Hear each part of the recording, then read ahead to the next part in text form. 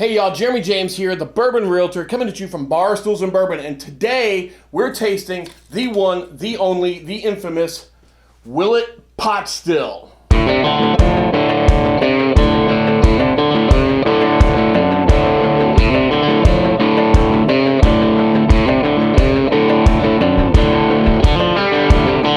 All right, y'all, I know that this is probably the most popular bourbon in all of bourbondom to hate.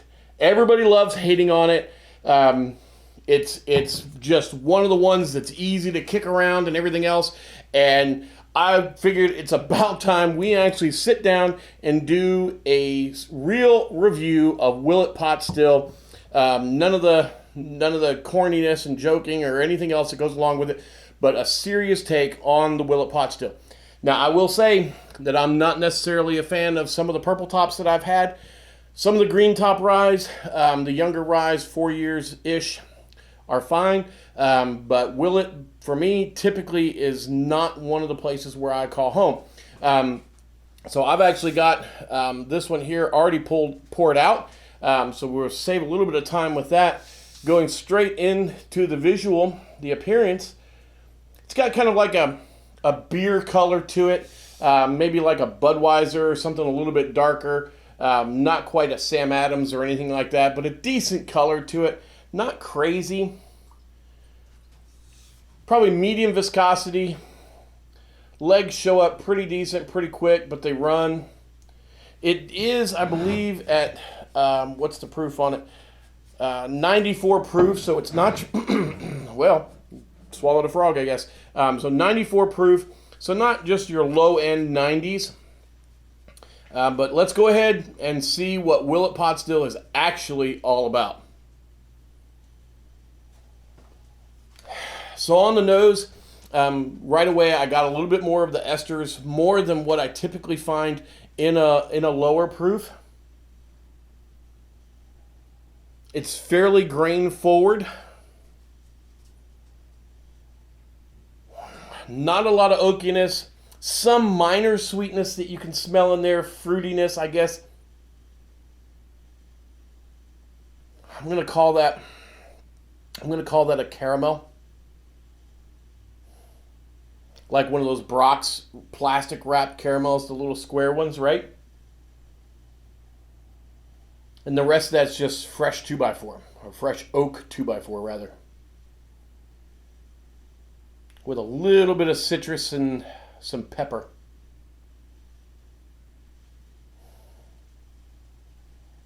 And maybe some pear. So not too bad overall. Nothing offensive, that's for certain. But this is where everybody stops, right? Everybody takes a sip. The joke is you spit it out because it's so terrible and everything. So let's find out, is Willett Pot Still really that bad?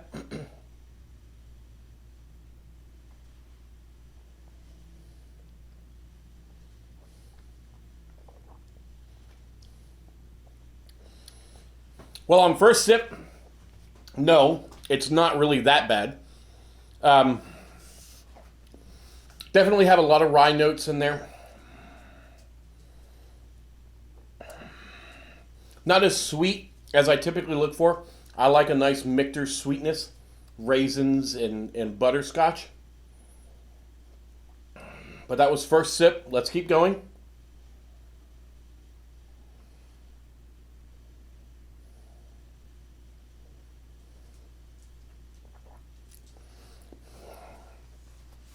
Up front on the palate, it is more like those cheap butterscotch candies that you used to get when you were a kid, the little gold wrapped ones, right? The ones you stuck in your pocket, and when you left them in your pocket all day long, the wrapper would actually, start melting and everything. That's the kind of butterscotch I'm getting from this on the palate. A little bit more oakiness coming up on the nose now.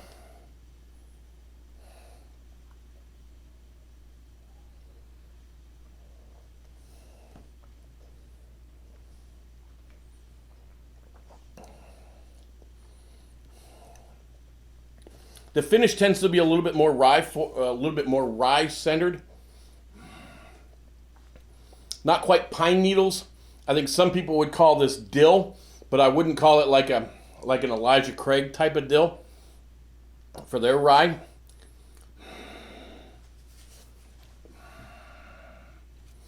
I'm gonna see if I can find the mash bill on this. But y'all, seriously, I mean, I know it's fun to hate on it.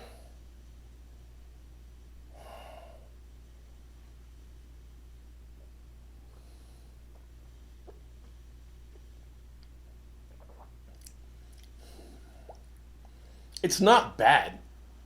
It's middle of the road. I would probably give it a 5 or 6 out of 10.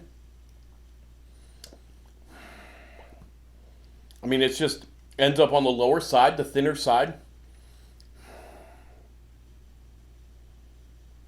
It's got your basic rye bourbon notes. I would say it's just a basic rye bourbon that's not trying to do too much. Good entry level.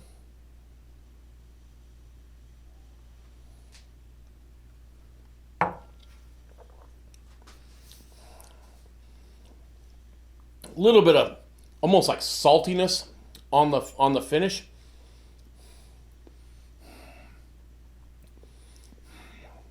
Fairly short finish, but I mean, I get that it's fun to hate on it. I really do. I get it. And I get the jokes. My biggest problem with this bottle, honestly, is that it doesn't fit on the shelf. It's a terrible shelf fit. I actually keep it up on my very top shelf just to keep it away from everything else. But that's honestly my biggest problem with this bottle. But to take a sip and then spit it out and all that other kind of stuff, is it a drain pour? No. Is it going to be my favorite bourbon? Probably not.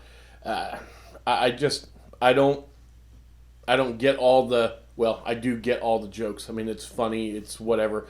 But is it worth kicking it? No. It's a decent middle of the road bourbon. It's got what you expect, but it doesn't taste like shit or anything like that. I mean, come on. It's a decent middle of the road bourbon at a okay price in a crap bottle. I mean, that's your biggest problem, right? Yeah. All right.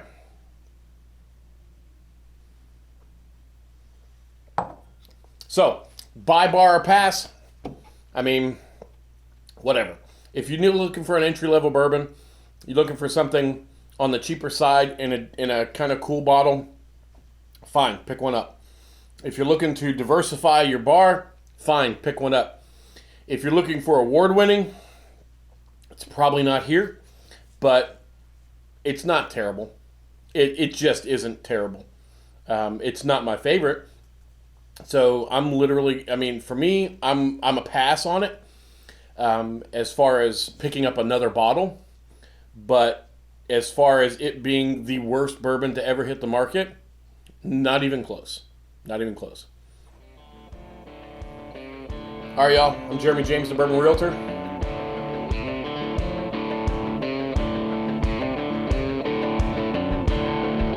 This one's just okay. And that's fine. See you all